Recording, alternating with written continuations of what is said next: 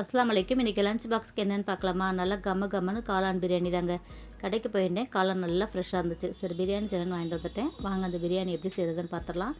கடாய் சூடாக்கிட்டு 2 spoon நெய் ஊற்றிக்கோங்க. ஒரு 3 ஸ்பூன் அளவுக்கு எண்ணெய் சேர்த்துக்கோங்க. 2 பெரிய வெங்காயத்தை நல்லா ஸ்லைஸாக நறுக்கியிருக்கேன். அது கூட 3 ஏலக்காய், 3 கிராம்பு, பட்டை சேர்த்து நல்லா வதக்கி விட்டுலாம். வெங்காயம் வதங்கினதுக்கப்புறம் இஞ்சி பூண்டு பேஸ்ட் சேர்த்துக்கோங்க. அப்புறம் 2 தக்காளி, 4 பச்சை மிளகாய் சேர்த்து நல்லா வதக்கி விட்டுக்கோங்க. 50 கிராம் அளவுக்கு தயிர் சேர்த்துக்கோங்க.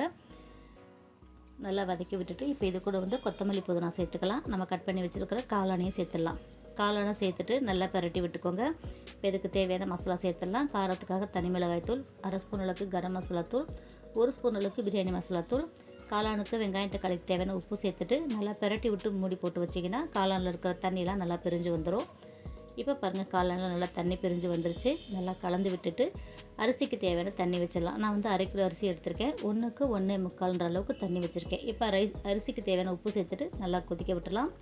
கொஞ்சமாக ஃபுட் கலர் சேர்த்துக்கோங்க. இப்போ கொதிச்சதுக்கப்புறம் நம்ம ஊற வச்சிருக்க அரிசியை தண்ணியை வடிச்சிட்டு சேர்த்துக்கலாம். நல்லா கலந்து விட்டுட்டு மூடி போட்டு ஒரு 5 நிமிஷம் வச்சுருங்க.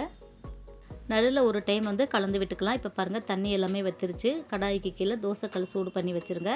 இப்போ நல்லா பரட்டி விட்டுட்டு மேலே 2 ஸ்பூன் நெய்யும் புதினா இலையும் சேர்த்துட்டு நல்லா தம் கொடுத்துருங்க. மேலே வெயிட் வச்சுட்டு ஒரு 15 நிமிஷம் வச்சுட்டு அதுக்கப்புறம் நம்ம எடுத்து பார்க்கலாம். தொட்டுக்கிறதுக்கு இன்றைக்கி காலிஃப்ளவர் 65 தான் நான் செஞ்சுருக்கேன். அந்த ரெசிபியுமே நான் வீடியோ எடுத்திருக்கேன். இன்ஷால்லா அடுத்த வீடியோவில் அப்லோட் பண்ணுறேன். காலையில் பிரேக்ஃபாஸ்ட்டுக்காக பார்த்திங்கன்னா ப்ரெட் டோஸ்ட்டு, அப்புறம் பாதாம் பருப்பு, வாழைப்பழம், இதான் இன்றைக்கி பிரேக்ஃபாஸ்ட்டுக்கு. அப்போ பாருங்கள், தம் ரெடியாகி சாப்பாடு சூப்பராக போல ரெடி ஆகிடுச்சு. இப்போ நம்ம லஞ்ச் பாக்ஸ் கட்டிடலாம். அவ்வளோதாங்க இன்றைக்கி லஞ்ச் பாக்ஸுக்கு காளான் பிரியாணி, காலிஃப்ளவர் 65.